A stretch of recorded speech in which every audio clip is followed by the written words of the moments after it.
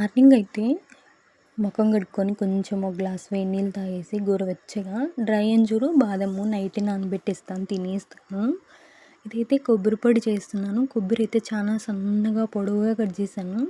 తెల్లగడ్డ, ఎండుమిర్చి, కొంచెం ఉప్పు వేసేసి మెత్తగా మిక్సీకి పట్టుకున్నాను పౌడర్ చేయడానికి. ఏదైనా ఫ్రై ఐటెం కానీ, తాలింపు కానీ, లేదా ఒక్కొక్కసారి వేడి వేడి అన్నంలో కానీ, సేమియాలు ఉప్పులో కానీ తినేటప్పుడు చాలా బాగుంటుంది.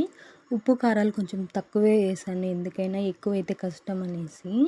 గోరుచిక్కుడుకాయ ఫ్రై చేశాను, అందులోకి వేసాను. ఇదైతే ఎగ్ గ్రేవీ మసాలా చేశాను. జస్ట్ 5 నిమిషాల్లో ఏమి హడావులు లేకుండా ఇక్కడ చూపిస్తుండేటివన్నీ మిక్సీకి వేసాను. ఇదైతే కారం పొడి, గరం మసాలా, ఉప్పు, జీలకర్ర పొడి, ధనియాల పొడి, పసుపు మొత్తం అన్నీ ఒకేసారి మిక్సీకి వేసి మెత్తగా పేస్ట్ చేసుకున్నాను. ఒక గిన్నెలో కొంచెం ఆయిల్ హీట్ అయిన తర్వాత మిక్సీకి వేసుకున్న మసాలా వేసి ఒక 5 నిమిషాలు చిన్న మంటలో ఇలా మూత పెట్టేశాను. ఆయిల్ పైకి వచ్చేంత వరకు బాగా ఫ్రై అయింది.